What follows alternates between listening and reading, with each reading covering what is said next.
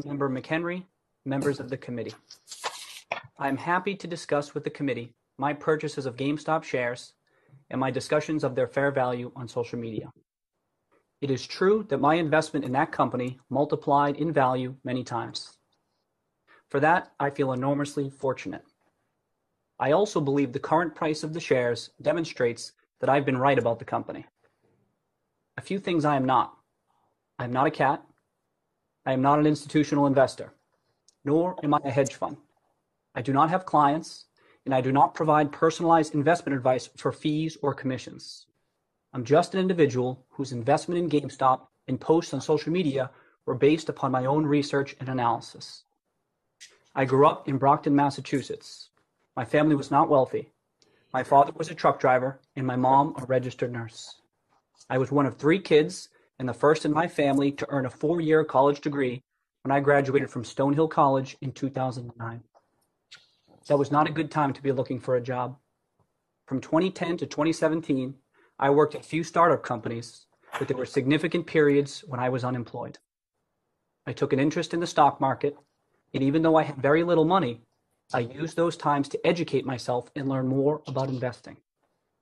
In April 2019, after nearly 2 years unemployed, I accepted a marketing and financial education job at MassMutual.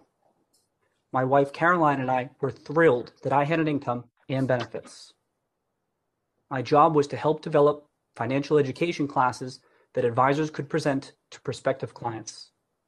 I was not a stockbroker or a financial advisor. I did not talk to clients, and I did not recommend stocks for them to buy. Before and after I joined MassMutual, I studied and followed stocks. One of those was GameStop. In early June of 2019, the price of GameStop stock declined below what I thought was its fair value.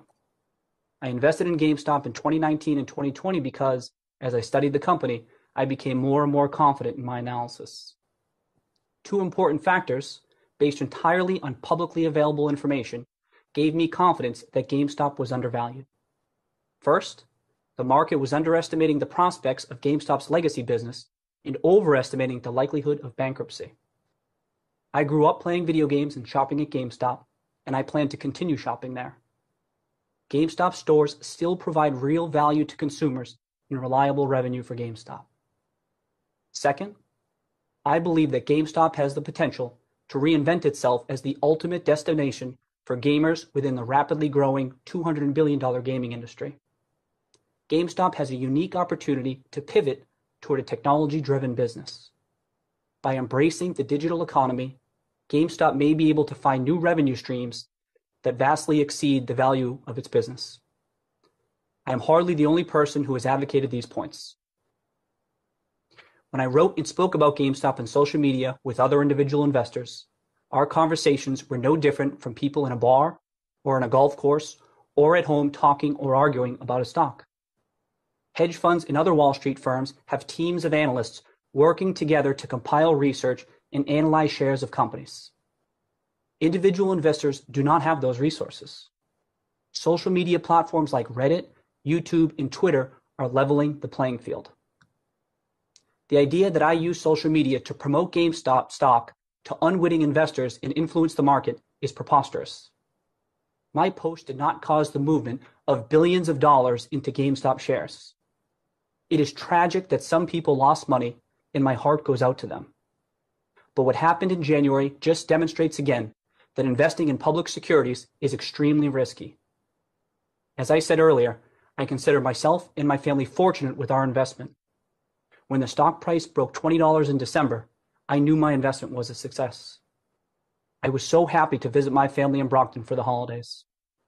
The money will go such a long way for us. We had an incredibly difficult 2020. Most difficult was the tragic and unexpected loss of my sister Sarah in June. I am grateful to be in a position to give back to and support my family. As for what happened in January, others will have to explain it. It's alarming how little we know about the inner workings of the market. And I am thankful that this committee is examining what happened. I also want to say that I support retail investors' right to invest in what they want, when they want. I support the right of individuals to send a message based on how they invest. As for me, I like the stock. I'm as bullish as I've ever been on a potential turnaround for GameStop, and I remain invested in the company. Thank you. Cheers, everyone. Thank you.